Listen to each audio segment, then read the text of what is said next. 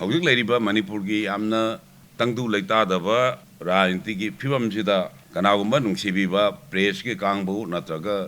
अते अते media house की कांगबुना आइगी ओपिनियन खरा थमनबा हाइरकपदा आई करिंगबान समटाइम्स आई पोंगनफंगी अदुगा कनानोबा संगाई एक्सप्रेसरा कइनो अमगा मोय लाखबदुदा आई अदुम आई अदैदसु आई अदुम थमग्रे हौजिक सिचुएशन मतंगदा आइना फाउजबदुनी अदुगा mayamna adu maina karim kanda cable network ta te TV station da yauna haiba kanda su ai individual loina ai lanai mod anu pijage khana na konan ta bodu de ka anu ai train adu mai leibani na mayamna hojik leiriba political crisis manipur leiriba rajniti gi tangdu leita da ba phibam sida ai khoi kari oirak pu ya gi haibadu gi akoi mayamna khangningi ba hangningi ba wafam khara ai note तौरगा अदवाइदाई खुमना बहना जगे सिगी ममांगदा आया होजिक लेरिबा मणिपुर की political crisis सिदा ख्वाइदगी नुंगाइतबा वाफम अमदी अखोइगी पॉलियन हाउकिपना कुकी अमदी कुकी अमदा सीएम हावलबसु सेपरेट एडमिनिस्ट्रेशन की डिमांड दी होंगदरोय नंबै कापले पु तोखाइबा लेंगा खनगने आइन होम मिनिस्टर न खंगलकी हाइबा मणिपुर की होजिक लेरिबा अखोइगी चीफ मिनिस्टर हान लेरंबा सिरी बिरेन रिजाइन तौरगा सिगी पॉलिटिकल क्राइसिस और कॉन्स्टिट्यूशनल क्राइसिस लेरबा हाइबगी यामना चरांगनबगी नुंगाइतबा मयामना मदुदा चरांगनबा राजनीति की वांग मयाम हंगनगे मरखिदा ख्वाइदगी अखोइना ताबदा मणिपुर की प्रजाना नुंगाइरोइदबा अरुगा अखोइ इसामनसु ताबदा नुंगाइतबा वाफम अमा अखोइ हुजिक हारिबा अखोइगी पाउनिनाल हाउकिप हारिबा हौजे बीजेपी की एमएलए होइरिबा अरुगा मणिपुर असेंबली की एमएलए वरीबदुना एमएलए वरीबा कोई ऑनरेबल एमएलए असिना अखोई बीरेन सी लौथोखरगा कुकी दा एमएलए चीफ मिनिस्टर ओहलसु अखोई मणिपुर थुगाइबगी वाफम बिजे अखोई दाबी तौना लैने न हाइबसी ओंथोंना अखोइगी नुंगाइतबा मणिपुर की प्रजा पुनमंगना अखोइगी नुंगाइरोइदबा वाफम ने हाना खली मरमदे मेगी थोइबा थौदोक अहुंगी मतुंगदा मणिपुर दा लेबा सीएसओ सिंगना राजनीति ओला सिंग मयामना मागी अंगम थाकता हौजिक लेरिबा मणिपुर दा टेरिटोरियल इंटीग्रिटी काइदना थंबा ethnic identity territorial integrity with ethnic identity अखोई हाना ममांगदगी लेजरकपा इथनिक आइडेंटिटी मयाम हिंगमिनदुना चानसिनना लेनबगी वाफम अदोंदा सीएसओ कयाना अदगी अते अते पॉलिटिकल लीडर कयाना मयाम संजंगरे माइके अदोंदा इवन हानगी मणिपुर की गवर्नर सिंगना माइके अदोंदा संजंदना लाई हाइना खली अदुबो अदुमाइना लाखपसदेदा होजिक सही अनि सुरभावदा अखोइ होजिकी क्राइसिस सी होजिक मणिपुर दे अखोइ मयाम खंगिदुनी अखोइ कया सीग्रबा मयुम मकै मयाम मई चाखिबा मात्र मयुम मांगिबा मी लिसिंग हुपुइ मतक लैरिबा असीबा मी सनी मतक लेरिबा हुजिवाबो सोरा सोनगमद्रिबा अदगी हुजिवाबा मांग्रबा सीगब्रा हाय खंगमदबा सिगुमबगी हिंसा की थबक न पिक थलबगी तंजा लेरिङैदा मदुगी सोलुशन अमा पिननबगी माइकैदा अखोइ सिरी बिरेन रिजाइन तौनबा अखोइगी भारत सरकारदगी बिरेन रिजाइन तौनबगी वाफनजि लापदगी बिरेन अखोइगी रिजाइन तौखरे अदो आई माकी मयामना हंगिबा क्वेश्चन मयामदु खुमदिंग अमांगदा सिरी पाउनेलाल हाउकिपना अखोइगी मणिपुर अखोइगी थुगाइरगा कुकीगी तोंगानबे अखोइगी लमदम अमा सेपरेट एडमिनिस्ट्रेशन मा सेमगनी हाइदना मदो याम कन्ना मणिपुर सि थुगाइदबा यादे हाइबगी मतांगदा मणिपुर सि थुगाइददि यादे गायना हाइरिजे स्वाइदा आइना मंगोंदा सेंगदोकनिंगबजे अखोइ पुनमना खांगे सिरी पाउनिलाल हाउकिपना खंगबिरंगबनी लोइना ना ngasi भारत वर्ष की प्राइम मिनिस्टर ओरिबा श्री नरेंद्र मोदी ना खंगबिरंगने होम मिनिस्टर ना खंगबिरंगने समित पत्र और हौजिक लेरिबा जेपी नड्डा अमसुंग मणिपुर की बीजेपी की प्रेसिडेंट ओरिबा श्री सदा ना खंगबिरंगने मदुदी मणिपुर से भारत वर्ष की निंगतंबा पीरिबा इंडियन इंडिपेंडेंट एक्ट की अखोइ भारत की पार्लियामेंट हेक पास तौबगा मणिपुर दा मसागी संविधान मसागी लेंगाकलोन सासन फजना लिंखलगा मदुगी लेबाक तो मदुना मतम मदुगी डोमिनेंट ꯍꯥꯟꯅ ꯁꯥꯍꯦꯕꯅ ꯄꯥꯜꯂꯝꯕ ꯏꯟꯗꯤꯌꯥꯒꯤ ꯗꯣꯃꯤꯅꯦꯟꯗꯣ ꯑꯗꯨꯒ ꯑꯩꯈꯣꯏꯒꯤ ꯁꯪꯕꯤꯙꯥꯟ, ꯑꯩꯈꯣꯏꯒꯤ ꯂꯝ, ꯑꯩꯈꯣꯏꯒꯤ ꯁꯔꯀꯥꯔ, ꯑꯩꯈꯣꯏꯒꯤ ꯒꯚꯔꯟꯃꯦꯟ ꯁꯔꯀꯥꯔꯗꯣ ꯃꯗꯨ ꯚꯥꯔꯠꯇ ꯍꯥꯞꯆꯤꯜꯂꯒ ꯃꯅꯤꯄꯨꯔ ꯃꯔꯖꯔ ꯑꯦꯒ꯭ꯔꯤꯃꯦꯟ ꯍꯥꯏꯗꯅ ꯑꯃ ꯁꯣꯏ ꯇꯧꯔꯒ ꯃꯅꯤꯄꯨꯔꯅ ꯑꯩꯈꯣꯏꯒꯤ ꯚꯥꯔꯠꯀꯤ ꯁꯔꯨꯛ ꯑꯃ 1994ꯗ ꯚꯥꯔꯠ ꯕꯔꯁꯅ ꯄꯣꯛꯇ꯭ꯔꯤꯉꯩꯗ ꯃꯔꯖꯔ ꯑꯦꯒ꯭ꯔꯤꯃꯦꯟ ꯑꯃꯒꯤ ꯃꯅꯨꯡꯗ ꯑꯗꯨꯃꯥꯏꯅ ꯑꯩꯈꯣꯏ ꯚꯥꯔꯠ ꯑꯣꯏꯔꯛꯈꯤꯕ ꯑꯗꯨꯒꯨꯝꯕ ꯂꯩꯄꯥꯛ ꯑꯃꯅꯤ꯫ ꯃꯔꯖꯔ ꯑꯦꯒ꯭ꯔꯤꯃꯦꯟ ꯑꯃꯒꯤ ꯃꯈꯥꯗ ꯃꯅꯤꯡꯇꯝꯕ ꯖꯥꯇꯤ, ꯃꯅꯤꯡꯇꯝꯕ ꯁ꯭ꯇꯦꯠ, ꯃꯅꯤꯡꯇꯝꯕ ꯀꯟꯇ꯭ꯔꯤ ꯑꯅꯤꯒꯤ ꯑꯦꯒ꯭ꯔꯤꯃꯦꯟꯒꯤ ꯃꯈꯥꯗ ꯚꯥꯔꯠꯇ ꯌꯥꯎꯔꯛꯈꯤꯕꯅꯤ, ꯚꯥꯔꯠꯀꯤ ꯁꯔꯨꯛ ꯑꯣꯏꯔꯛꯈꯤꯕꯅꯤ꯫ ꯃꯁꯤꯒꯨꯝꯕ ꯑꯩꯈꯣꯏꯒꯤ ꯚꯥꯔꯠ ꯑꯁꯦ ꯃꯁꯤꯒ ꯇꯧꯔꯤꯕ ꯑꯦꯒ꯭ꯔꯤꯃꯦꯟꯁꯤ ꯊꯨꯒꯥꯏꯔꯒ ꯃꯅꯤꯄꯨꯔꯁꯤ ꯑꯍꯨꯝ ꯊꯣꯛꯅ ꯊꯨꯒꯥꯏꯔꯒ ꯅꯠꯇ꯭ꯔꯒ ꯃꯅꯤꯄꯨꯔꯁꯤ ꯃꯆꯦꯠ ꯇꯥꯔꯒ ꯀꯨꯀꯤꯒꯤ ꯑꯩꯈꯣꯏꯒꯤ ꯀꯨꯀꯤ ꯂꯦꯟ ꯄꯤꯌꯨ ꯒꯥꯏꯅ ꯍꯥꯏꯕꯁꯤ ꯃꯁꯥꯅ ꯍꯧꯖꯤꯛ ꯂꯩꯔꯤꯕ ꯑꯩꯈꯣꯏꯒꯤ ꯚꯥꯔꯠꯀꯤ ꯁꯪꯕꯤꯙꯥꯟꯗ ꯁꯤꯡꯅꯕ ꯑꯗꯨꯒ ꯃꯅꯤꯄꯨꯔ ꯀꯩꯅꯣꯒꯤ ꯑꯩꯈꯣꯏꯒꯤ ꯃꯅꯤꯄꯨꯔꯒꯤ ꯇꯦꯔꯤꯇꯔꯤꯁꯤꯗꯤ ꯚꯥꯔꯠꯀꯤ ꯁꯪꯕꯤꯙꯥꯟꯅ ꯑꯃꯁꯨꯡ ꯄ꯭ꯔꯤꯊꯤꯕꯤꯒꯤ ꯏꯟꯇꯔꯅꯦꯁꯅꯦꯜ ꯂꯣ ꯃꯌꯥꯝ ꯑꯃꯅ ꯉꯥꯛꯇꯨꯅ ꯊꯝꯕ ꯑꯗꯨꯒꯨꯝꯕ ꯑꯩꯈꯣꯏꯒꯤ ꯇꯦꯔꯤꯇꯣꯔꯤꯅꯤ꯫ ꯃꯁꯤ ꯊꯨꯒꯥꯏꯕ ꯍꯥꯏꯕꯁꯦ ꯃꯁꯤ ꯚꯥꯔꯠ ꯊꯨꯒꯥꯏꯕꯅꯤ꯫ ꯚꯥꯔꯠ ꯊꯨꯒꯥꯏꯒꯦ, ꯀꯨꯀꯤ ꯂꯦꯟ ꯄꯤꯌꯨ ꯍꯥꯏꯕ ꯁꯤꯒꯨꯝꯕ ꯃꯥꯒꯤ ꯌꯥꯝꯅ ꯑꯣꯏꯔꯣꯏꯗꯕ ꯋꯥ ꯍꯥꯏꯒꯗ꯭ꯔꯥ, ꯁꯤꯒꯨꯝꯕ ꯃꯅꯤꯄꯨꯔ ꯊꯨꯒꯥꯏꯗ ꯌꯥꯗꯦ ꯀꯥꯏꯅ ꯍꯥꯏꯕ ꯋꯥꯍꯩ ꯋꯥꯇꯥ ꯁꯤꯖꯤꯟꯅꯔꯤꯕꯁꯦ ꯃꯁꯤ ꯑꯩꯅ ꯀꯟꯗꯦꯝ ꯇꯧꯏ꯫ ꯃꯁꯤ ꯀꯟꯗꯦꯝꯅꯦꯕꯜꯅꯤ꯫ ꯃꯅꯤꯄꯨꯔꯒꯤ ꯄ꯭ꯔꯖꯥ ꯄꯨꯝꯅꯃꯛꯅ ꯀꯟꯗꯦꯝ ꯇꯧꯐꯝ ꯊꯣꯛꯄ ꯄꯣꯠ ꯑꯃꯅ ꯍꯦꯟꯅ ꯈꯜꯂꯤ꯫ ꯑꯗꯨꯅ ꯃꯥꯅ ꯍꯥꯏꯔꯤꯕꯁꯤꯗꯤ ꯚꯥꯔꯠ ꯊꯨꯒꯥꯏꯒꯦ ꯍꯥꯏꯕꯅꯤ꯫ ꯃꯥꯅ ꯍꯥꯏꯔꯤꯕꯁꯦ ꯃꯁꯤꯗꯤ ꯃꯅꯤꯄꯨꯔ ꯊꯨꯒꯥꯏꯕ ꯍꯥꯏꯕꯗꯤ ꯃꯅꯤꯄꯨꯔꯅ ꯚꯥꯔꯠꯇ ꯌꯥꯎꯔꯤꯁꯤ ꯑꯩꯈꯣꯏ ꯃꯅꯤꯄꯨꯔꯁꯦ ꯚꯥꯔꯠꯇ ꯆꯪꯉꯒ ꯑꯩꯈꯣꯏ ꯊꯨꯒꯥꯏꯕꯤꯅꯕ ꯅꯠꯇꯦ꯫ ꯑꯩꯈꯣꯏ ꯚꯥꯔꯠ ꯕꯔꯁꯒ ꯃꯔꯖꯔ ꯑꯦꯒ꯭ꯔꯤꯃꯦꯟꯗ ꯌꯥꯎꯔꯒ ꯚꯥꯔꯠꯀꯤ ꯌꯥꯏꯐ ꯊꯧꯔꯥꯡ ꯅꯨꯡꯉꯥꯏ ꯌꯥꯏꯐꯕꯗ ꯁꯔꯨꯛ ꯌꯥꯃꯤꯟꯅꯁꯦ ꯍꯥꯏꯕꯅꯤ꯫ ꯑꯗꯣ ꯄꯥꯎꯅꯤꯂꯥꯜ ꯍꯥꯎꯀꯤꯞꯅ ꯃꯁꯤ ꯍꯥꯏꯔꯕ ꯐꯥꯎꯕꯗ ꯉꯁꯥꯏ ꯑꯩꯅ ꯃꯥꯡꯗ ꯊꯝꯖꯈꯤꯕ ꯚꯥꯔꯠꯀꯤ ꯄ꯭ꯔꯙꯥꯟ ꯃꯟꯇ꯭ꯔꯤ ꯁ꯭ꯔꯤ ꯅꯔꯦꯟꯗ꯭ꯔ ꯃꯣꯗꯤ, ꯚꯥꯔꯠꯀꯤ ꯍꯣꯝ ꯃꯤꯅꯤꯁꯇꯔ ꯁ꯭ꯔꯤ ꯑꯃꯤꯠ ꯁꯥꯍ, ꯑꯗꯒꯤ ꯚꯥꯔꯠꯀꯤ ꯍꯧꯖꯤꯛ ꯂꯩꯔꯤꯕ JP ꯅꯗꯥ, BJPꯒꯤ ꯅꯦꯁꯅꯦꯜ ꯄ꯭ꯔꯁꯤꯗꯦꯟ, ꯑꯩꯈꯣꯏ ꯁꯤꯗ ꯂꯩꯔꯤꯕ ꯑꯩꯈꯣꯏꯒꯤ ꯁꯔꯗꯥ, ꯍꯧꯖꯤꯛ ꯂꯩꯔꯤꯕ BJPꯒꯤ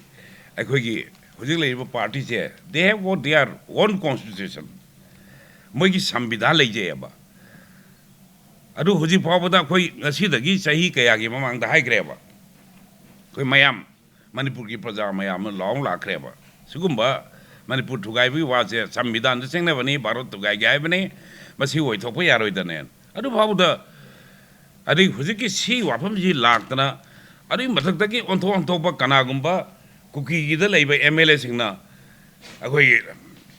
ꯑꯩ ꯃꯤꯡꯗꯤ ꯄꯜꯂꯔꯣꯏ, ꯀꯔꯤꯒꯨꯝꯕ ꯀꯥꯟꯗ ꯃꯟꯇ꯭ꯔꯤ ꯈꯔꯅ ꯃꯔꯥꯏꯕꯛ ꯐꯕꯅꯤ ꯄ꯭ꯔꯦꯁꯇꯨ ꯍꯟꯗꯛ ꯂꯥꯛꯑꯗꯤ ꯃꯀꯣꯛꯇ ꯀꯥꯞꯀꯅꯤꯒ ꯍꯥꯏꯕꯒꯤ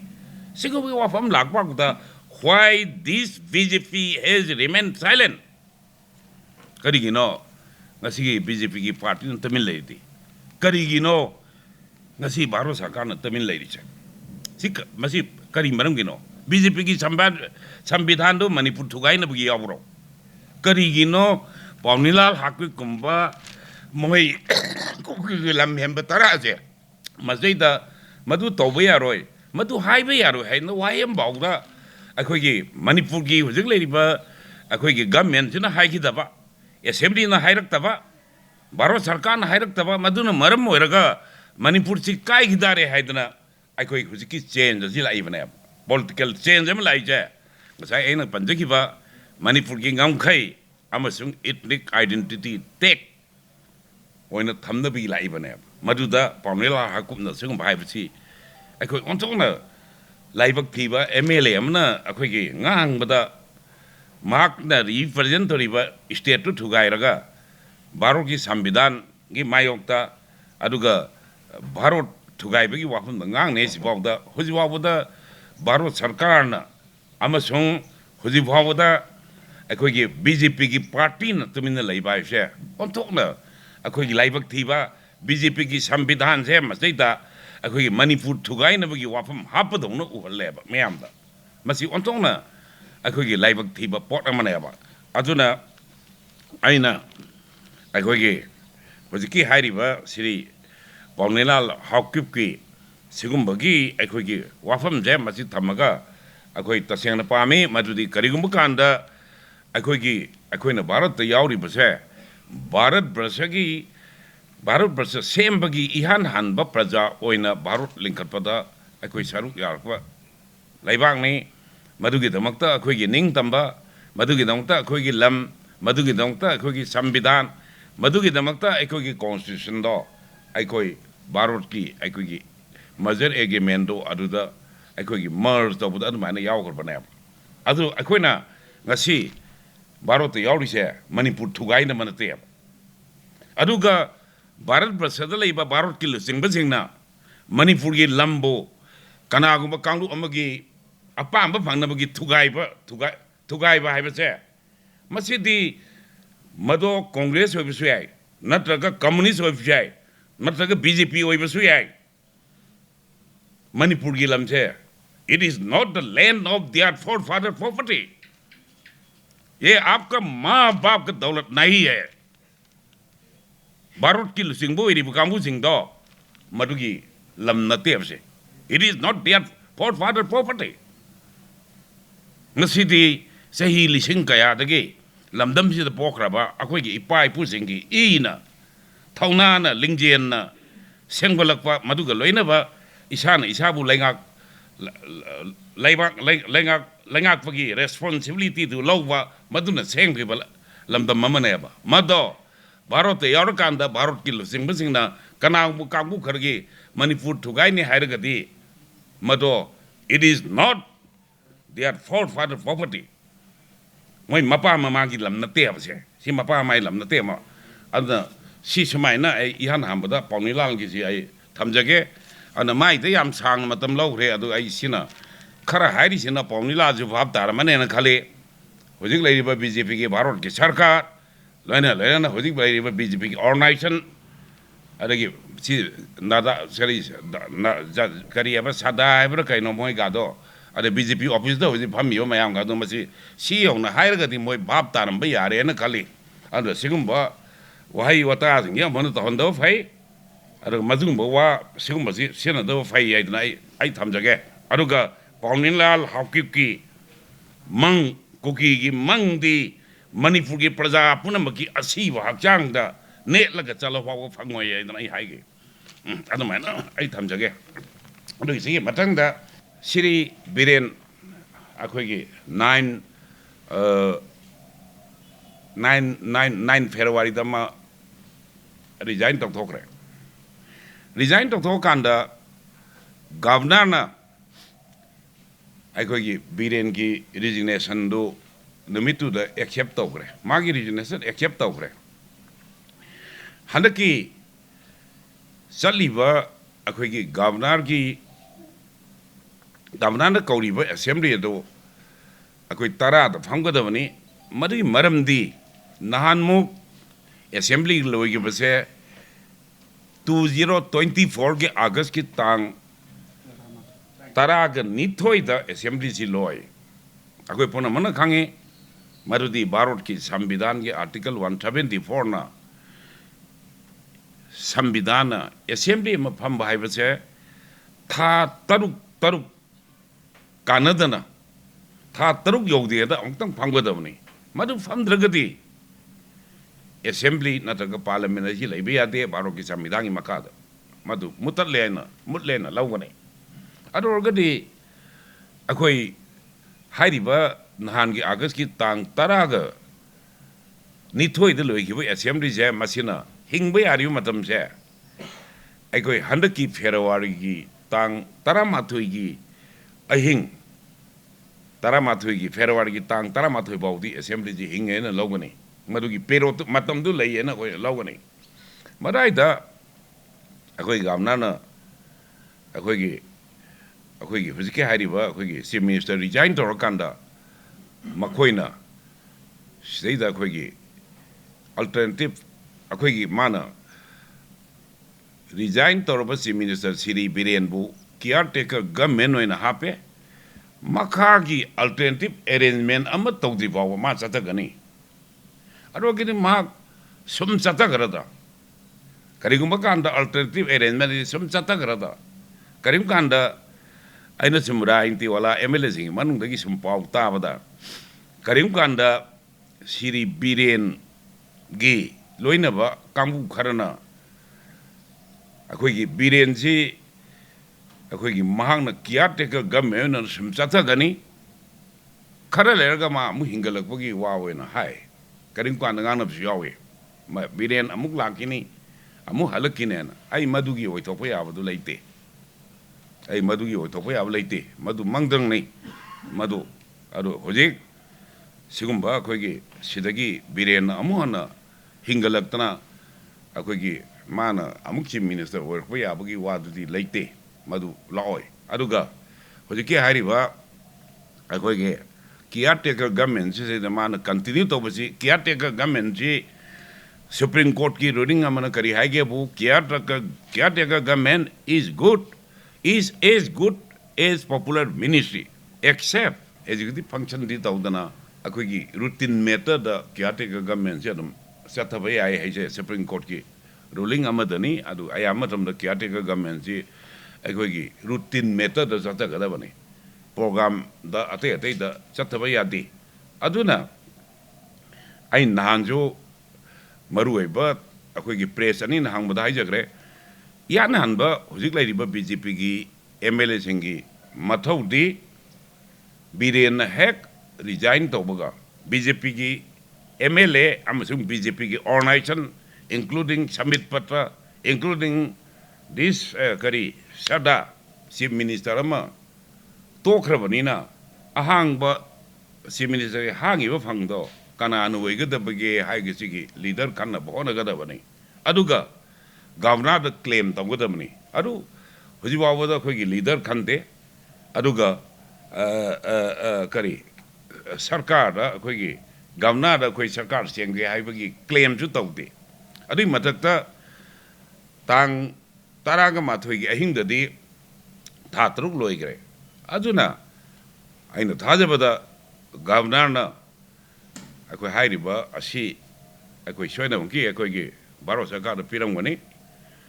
अखोगी सुमाइन तौना तामसी लोइरे हाइदना माना भारत सरकार तामसी लोइरे हाइरगा अदुना अखोगी एनिमिटी सस्पेंशन अखोगी तौबीरो हाइदना तामसी यौद्रिङैदा अदुगुम्बा मै आद पिरमगने कली एनिमिटी सस्पेंशन एनिमिटी सस्पेंशन अमदनिको अदुना हाइरिबा मतमसी यौद्रिङैदा आद पिरमगनी अदु मदु हाइदोक्तबसी अदम ऑफिशियल सेक्रेट एकना हाइरिबा पोस्टिंगजे मयामदा खंगनदबसु याय अदु हयेंग कैबिनेट फमकांदा यारा कांददी अदम लॉकतोरकनी मरमदुना मणिपुर की असेंबली जे हुजिबावदी अखोइना सीडे हाइना लौबा याय सीडे हाइना अखोइना लौगनी हुजिकी हाइरिबा अरेंजमेंटदो मदु तौरंगनी खाली सोइदम तौरंगनी माना गवर्नर नीना संविधान की क्राइसिस लेबे यादबनीना अदुग मांगदा थारमगनी मरमजिना मणिपुर असेंबली जे अखोइना सीडे हाइना अखोइना लौगनी अदुना अखोइगे अदगी अमना अखोइगे हुजिकी सीडे हाइना लौरे सीडे हाइना लौरगा अदुगदी एनिमिटी सस्पेंशन तौरगा एनिमिटी सस्पेंशन जी मरुइना नॉर्मली अखोइगे था अनिगुमनी था अनिदगी हेलदी पार्लियामेंट अखोइगे पार्लियामेंट यौनबा था तरुक हेंदोखरु चकनी अदुबदी सिगी मनुंगदा अखोइगे गवर्नमेंट अमा अदुगी सेमनबा थौरांग तौरकनी हाइना खले स्वाइदा अखोइ वाफम अमा गवर्नर ना महांगना थोखिबा तांग 12 कौगिबा असेंबली सेशन दो मदु कक्थले हाइरिदो माना नलेन भोइड ओइ हारिदो लैंग्वेज दि खंगदे आइना तांग 10 कौबा असेंबली की ऑर्डर दु कक्थले हाइदना हाइरिदो कनागुम कांगबु खरना मरु गवर्नर अथॉरिटी लेते हाइदो आइना हाइरि गवर्नर अथॉरिटी लई मदो याना बदा भारत की लोकसभा दा 1954 यांखई मातोय थोकरे मधुगी मनुंगदा बेंगोल दा थोकरे मधु मनुंगदा उत्तर प्रदेश दा थोकरे मधुगी मनुंगदा लिसिंग अमा चमापन मरफू मातोय दा मणिपुर दा थोकरे मणिपुर दा 1981 दा श्री रिसांगना चीफ मिनिस्टर वेनिंग दा मतमदुगी एलपी सिंह गवर्नर ना मणिपुर असेंबली से एप्रिल की तांग तराग मापन तरानिथोय दा कौबदगी तरा मापन दा यैथुए माना तरा मापन दा यैथोपदा आइना अखोई गवर्नर दा मधु भारत की पार्लियामेंट्री सिस्टम ऑफ डेमोक्रेसी दा ओतोना फजदबा आइना हाइबसी गवर्नर दा it you created an undemocratic president in the country haibneba amuk thoki do thodo na create tawre haina governor da haib kan da governor na mana khumme adai di ma parliamentary system of democracy na phado bodom tawre haide ma khumde da na governor do ngonda I was advised by the council of minister that is why I had done it in the interest of all in the commem ada doctor salam intoroga akoi khanadana ada main tawudagi mari subo ena bharat brasada assembly nataga parliament ko wi thawlok se mari ro thokre aina kangbada ado gadi kouba ngami ba sai te wari jam da kouba ngami bu nu fa da yeithok pa ngami sineba kouba ngamba nu pa na yeithok pa ngame se si wafam da la ko na ma se करीब कांदा मसी United Nations sorry United State of America की अखोगी कनोदा कोटा कनोदा अखोगी कोटा अखोगी परंगबासेस स्मिथ हाइब केस अमदा कट बोर्ड ऑफ डायरेक्टर ना मीटिंग को हायरगा बोर्ड ऑफ डायरेक्टर ना मीटिंग दु कौरे अदे बोर्ड ऑफ डायरेक्टर मु येथुएबा मदो सुमदन मिसिसिपी कोटा यूनाइटेड स्टेट की मिसिसिपी कोटा अखोगी कन्वेनर मन बोर्ड न कौ हैरगा बोर्ड न येथोई अदुगा कौवंग मनी न येथोपंग मनी हाब प्लीज तौ कांदा अराइदा अखोगी कोर्ट न रूलिंग अम पी मदुदी अखोगी याम सांग न यामग्रे याम करी हाइगे बु कौबंग ममीना येथोपंग मेजे प्रेसिडेंट ऑफ इंडिया ना पार्लियामेंट कौंगे प्रेसिडेंट ऑफ इंडिया से मसीना parliament येथोपति यावदेबा it is not expressly provided by the constitution manipur ki governor na assembly kaungame but man yethopase it is not expressly provided by the provision of the constitution bharat ki sambidan di yawde aduna akoi British ki parliament da kenabadi British ki parliament di sigum gi tongan ba action thau da piaba queen da piaba moi they have the power aruga akoi India ki di leite aduna kari haige bu parliament nei si ko bakanda lightly ko gano yamna second ko goda bani pakau goro pai to bu yaroi mase kari gum bakanda ye thoke hairagati except national calamities or national calamity and a national emergency jati gi oiba emergency gi laaba aduma ethopa yani natraga ising isaw na mai chakan torba ethopa yani hai in case of manipur gi hujiki wafam je masina karigunga da koina gangre madudi handakta South Africa da Bharat ki Prime Minister Sri Narendra Modi na sakanda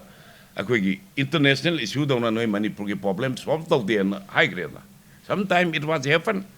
United States of America ki President Donald Trump na one of the most akoigi burning issue in the world Manipur ki issue amane high grade na therefore it is an laiba constitutional crisis an emergent oiba national emergent oibanina akoi madwai da akoi gi yeithofugi shakti si ai laien ai haige ana kana gona masi ade governor gi order kakta grega ai da madu yeithofugi shakti laien kali no ga sai ri bu case indu pamaga de ai lai putha ga haige chipadi putre ani matakta baro prasagi supreme court na ꯑꯩꯈꯣꯏ ꯉꯁꯥꯏꯒꯤꯁꯤꯗꯩꯗ ꯒꯕꯔꯅꯔꯅ ꯁꯦꯜ fix time and place ꯍꯥꯏꯁꯦ ꯁꯪꯕꯤꯙꯥꯟꯁꯤꯗ ꯄꯜꯂꯦꯕ ꯁꯦꯜ fix time and place ꯍꯥꯏꯅ ꯄꯟꯕꯅꯤꯅ ꯑꯩꯈꯣꯏꯒꯤ ꯄꯀꯧꯗ ꯀꯧꯁꯟꯕꯗꯤ ꯌꯥꯗꯦ ꯏꯃꯔꯖꯦꯟꯁꯤꯗ national ꯀꯦꯂꯥꯃꯤꯇꯤꯗ ꯀꯧꯕ ꯌꯥꯒꯅꯤ ꯅꯠꯇ꯭ꯔꯒ ꯑꯩꯈꯣꯏꯒꯤ ꯀꯩꯅꯣꯗ ꯏꯃꯔꯖꯦꯟꯁꯤ ꯑꯣꯏꯔꯗꯤ ꯀꯧꯕ ꯌꯥꯅꯤ ꯍꯥꯏꯁꯦ ꯋꯥꯏꯜ ꯑꯩꯈꯣꯏꯒꯤ ꯄ꯭ꯔꯤꯊꯤꯕꯤꯒꯤ ꯑꯣꯏꯅ ꯋꯥꯊꯣꯛ ꯑꯣꯏꯔꯕ ꯋꯥꯐꯝꯁꯤꯗꯩꯗ ꯏꯃꯔꯖꯦꯟꯁꯤ ꯀꯦꯁꯅꯦ ꯍꯥꯏꯅ ꯑꯩꯈꯣꯏꯅ ꯂꯧꯕꯗ ꯀꯩꯁꯨ ꯀꯥꯏꯔꯣꯏ ꯍꯥꯏꯅ ꯈꯜꯂꯤ ꯃꯔꯝ ꯑꯁꯤꯅ ꯒꯕꯔꯅꯔ ꯁꯨꯗ ꯍꯦꯞ ꯗ ꯑꯊꯣꯔꯤꯇꯤ ꯑꯗꯨꯃꯥꯏꯅ ꯂꯩꯒꯅꯦꯅ ꯈꯜꯂꯤ ꯕꯤꯔꯦꯟꯅ ꯔꯤꯖꯥꯏꯟ ꯇꯧꯕꯗꯨꯗꯤ ꯁꯦꯡꯅ ꯍꯥꯏꯔꯀꯥꯟꯗ ꯃꯍꯥꯛ ꯗꯤꯁꯦꯝꯕꯔꯒꯤ ꯑꯗꯨꯋꯥꯏꯗ ꯁꯦꯁꯟ ꯑꯃ ꯐꯝꯒꯅꯦꯅ ꯇꯧꯕꯗꯨꯗ ꯃꯍꯥꯛ ꯍꯥꯎꯁꯇ ꯃꯍꯥꯛꯀꯤ ꯃꯦꯖꯣꯔꯤꯇꯤꯁꯤ ꯄ꯭ꯔꯨꯞ ꯇꯧꯕ ꯉꯝꯅꯤ ꯍꯥꯏꯁꯤ ꯊꯥꯖꯗꯕꯗꯒꯤ ꯂꯩꯈ꯭ꯔꯦ ꯑꯗꯨ ꯀꯧ ꯉꯝꯈꯤꯗ꯭ꯔꯦ ꯑꯗꯨꯕꯨ ꯍꯟꯗꯛꯀꯤ ꯁꯤꯗꯩꯗ ꯀꯧꯔꯤꯕꯁꯤꯗꯤ ꯁꯦꯡꯅ ꯍꯥꯏꯔꯀꯥꯟꯗ ꯃꯌꯥꯝ ꯄꯩꯌꯦꯅꯩ ꯃꯍꯥꯛ ꯕꯤꯔꯦꯟꯒꯤꯗ ꯂꯩꯔꯝꯕ NPPꯅ मागे कोलिशन पार्टनर का तोलकपा अरे कुकी की कांगबू तोलकपा अरे मरकता मागे कांगबू करना बिरेन यादी है ना दिल्ली द चाहिए हम लोग केम तो बतुना हाउस द महाना अकोई मेजोरिटी प्रूफ तो बगी अकोई थाजे बतु मौन द लेते मांगना हाउस द कौरुरगदी हाउस द मागची अकोई ओपोजिशन ना अकोई करीम को आने ये ना बयावे मधुदी ओपोजिशन ना नो कॉन्फिडेंस मोशन से थांगप यादी अदुरगदी बीरेन की सरकार से महाक मेजोरिटी ओरी है तंगाई फदना हाउस द प्रूफ तौननबा अखोई की ओपोजिशन की माइकई माना कॉन्फिडेंस मोशन अमा आई मेजोरिटी बाव लेरे से मान तौगदमनि अदु तौदगदी कांग्रेस की नो अखोई की नो कॉन्फिडेंस मोशन से ओपोजिशन तांगकनी बीजेपी ना नो कॉन्फिडेंस मोशन तांगप यादे मरमदी रूलिंग पार्टी नीना थांगकनी अदैदा मादी मरुगी डिफीट तो फांगने ना तौबने ना लवे कॉन्स्टिट्यूशन क्राइसिस लेबदौना प्रजा मयामना उई अदु अखोइजु उई अदुबु मदुगी क्राइसिस तो लेहंदनबा अखोइगी गवर्नर न सोइनगी मतम साना रिपोर्ट पिरमगनी मदुदा कैबिनेट ने अप्रूव तरोगा क्राइसिस तो ताइचलगा चकिनी अदु हुजि बावदि बेबे ले प्रजा जुंगाई आई मक्सि कॉन्स्टिट्यूशन क्राइसिस लेबदौना उई अदुगा तसेनमक्ति गवर्नर न सेदा तौरिबा दुना आइदि कॉन्स्टिट्यूशन क्राइसिस थोइन लेरोय हैना खली अदुबु मस्जिदगी कॉन्स्टिट्यूशन क्राइसिस वंदगी दनबा गवर्नर न अदु माइन तौरे अदे खोजु कॉन्स्टिट्यूशन क्राइसिस लेरे हैरेना कॉन्स्टिट्यूशन क्राइसिस वेंदनबा आई विल अपील होजे लेरिबा सरकार से मदु बिरेन तोखरे अदु मनुंगदा बीजेपी की मनुंगदा होजिकती मोय पार्टी की मनुंगनिना मोय इंथीना पाउ फाउनरगा अनौबा सरकार अमा अखोई सेमननबा अनौबा गवर्नमेंट अमा सेमननबा तौबाजे मोय मथौ होगनी अदु नतदना मोय डिवाइड तौन सम खनरगदी देन कॉन्स्टिट्यूशन क्राइसिस लाखुजु याई मोय मरकता मानदबा मोय मरकता हाइरिबा संविधान की चटनरोल मयाम जे नंगतिना पांगथोकपा ngamद्रबा मोय मरकता यूनिटी लेदरा मागी माई इंटरेस्ट नतबा स्टेट सिदा अखोई परसिपियार तौदना अखोई की कुकीनगा हाइरिबा सिगुंबा मयाम अदगी नारोन मयाम आदा खुनगापगी अममगी कोई चाय लेरिजे कर माइना सॉल्यूशन तौगदगी आइजे अदुगुंबा सरकार अमा थमनिंगदना मसा मसाई खन्न तौरगदी आई मधु तौनबा पामदे अदुना आई अपील अखोइदी मपानदा लेबने बीजेपी की कांगबुना खंजगदबने बीजेपी पार्टी न तौजगदबने बीजेपी ना मोइगी लेजिस्लेचर मयाम लीडर मयाम पुंजलगा अखोई अनौबा गवर्नमेंट अमा सेमनबा माइके अतोंदा संगन बिबा सिंगवने खाली Madhuda ngamdadana तौरगदी constitution crisis लाक्तना state लेबा प्रजा पुनमक वागनी अखोई पुनमक वागनी आई खाली अदना आई अपील आई बीजेपी की लेजिस्लेचर पुनमक्ता अखोई मसे चीफ मिनिस्टर ओइबा नुपादजु होनबम थोई आई हुत कना खंगदगे सादान होनबम थोई समित पत्रन होनबम थोई मोय मयाम पुनम होनगनी बीजेपी की लीडर पुनम होनगदमनी मधु होनददना माई मागी फरंग जायद लेरगा मधुना कॉन्स्टिट्यूशन क्राइसिस बाबदती उद्री कॉन्स्टिट्यूशन क्राइसिस क्रिएट तौरगा मणिपुरदा प्रेसिडेंट रूल सांगना थमगा अखोई सिफाइना आर्मीना अखोई प्रजा मयाम नईबा अदगी मोइन तौनिबा पतौदा तौना से तौरिसे आदैदा अखोई चिंगददी लो रूल जु लेते लो जु लेते करीम लेते अद सोंदना imposition मैम तो चलगा याम अवाब नंगन बाइफे it will be the creation of the BJP अदुना मसे भारतीय जनता पार्टी की खुसेम ओइगदबनी मसीगी दायित्व से भारतीय जनता पार्टी की खुसेम ओइगनी मोय दायित्व ओइगनी मसीगी दायित्व से BJP दे लेरिबा अखोई MLA पुनमकी अखोई मोय दायित्व ओइगदबनी मोयना माइके एनुन चक्रगदी अदु थमदन बोन बचोय काली प्रेसिडेंट लाख फाइदुदी हायंग था तरुक सुरगा पार्लियामेंट पूरे पुथेदना अरुगा पार्लियामेंट पुथो एनिमिटी सस्पेंशन दुम येतो किसबी आयाबा एनिमिटी सस्पेंशन जे टेम्पररी प्रेसिडेंट रूल ने आबा enmity suspension that means it is a kind of president rule. It has limited to certain period subject to this satisfaction and the improvement of the political development aina thajabadadi prime minister ga laga cabinet decision yaugani ngasagi emergency ne na koina haigre na emergency oi po ni na mase prime minister laga cabinet na warip lorkani aduga enmity suspension do loktor kani kali adu enmity suspension loktok ta padu kari manam gi na bu governor na idc tawri adu tawre na mayam da hide by je officer secretary na ma maintain tawi adu matakta akhoi gi mana akhoi gi ar thari ba report to soidam ki ngasa hari ba February gi tama toito adu yo mangda bidan resign to bu ga taram ngane kali